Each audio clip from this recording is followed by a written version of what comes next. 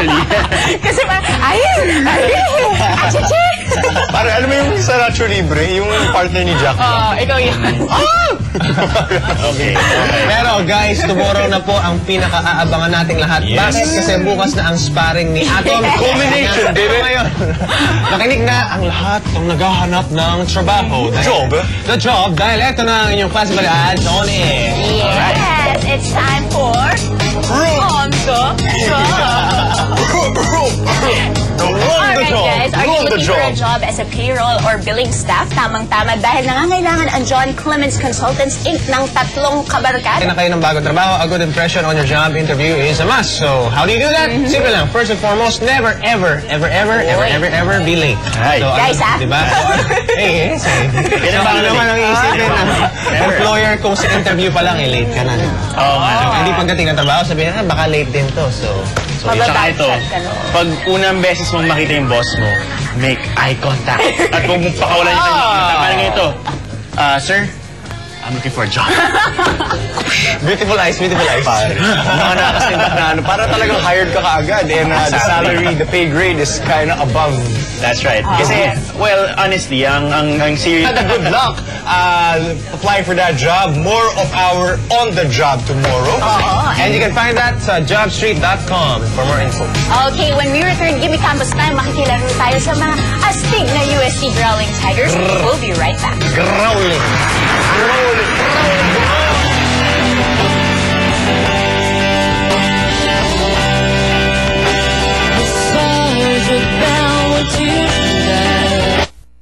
Back to breakfast. Ito po, balikan natin ang inyong mga favorite news items for today. Ito yung mga kailangan nyo malaman.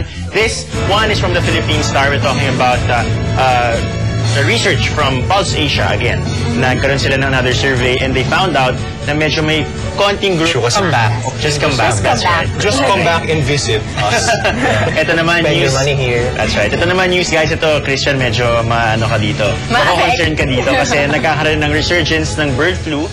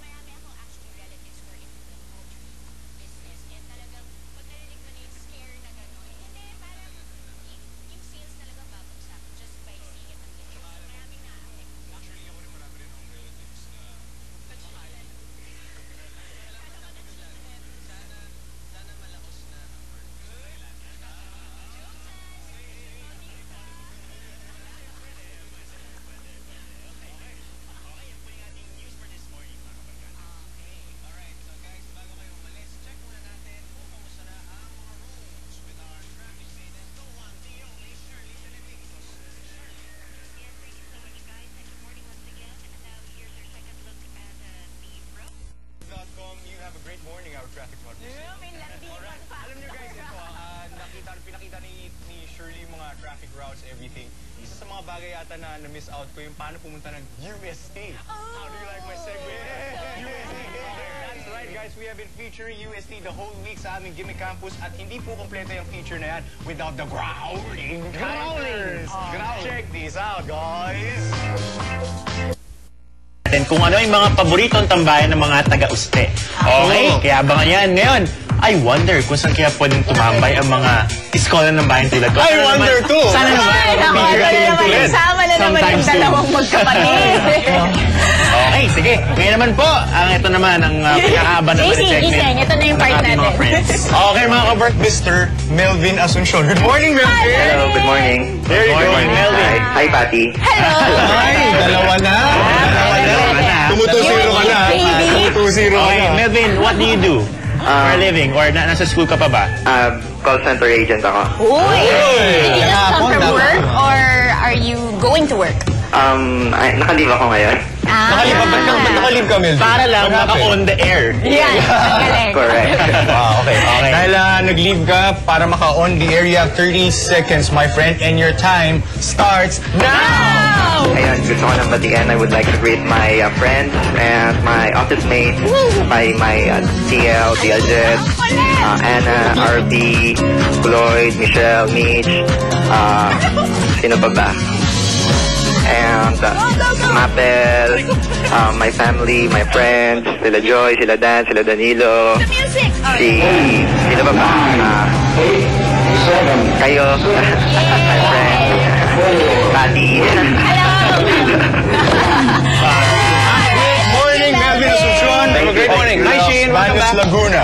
Okay, thank you, bye. Yan. Maraming salamat, Melvin. Para sa lahat ng mga gustong tumawag sa ating on the air, you have a chance to do it.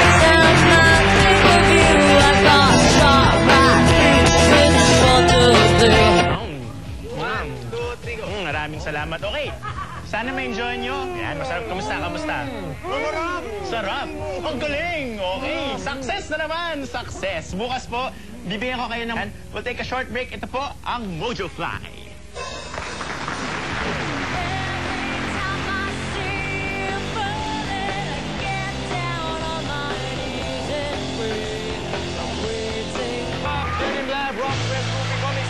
September 1, guys.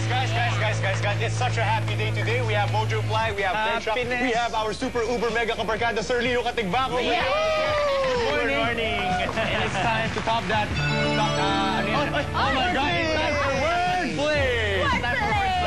Wordplay is our segment where we give you the cool na in mga slangs for your kabarkadas out there. All right. And Our wordplay of the day. It's A-up. A-up! Pwedeng A-up, pwedeng A-up. A-up. A-up.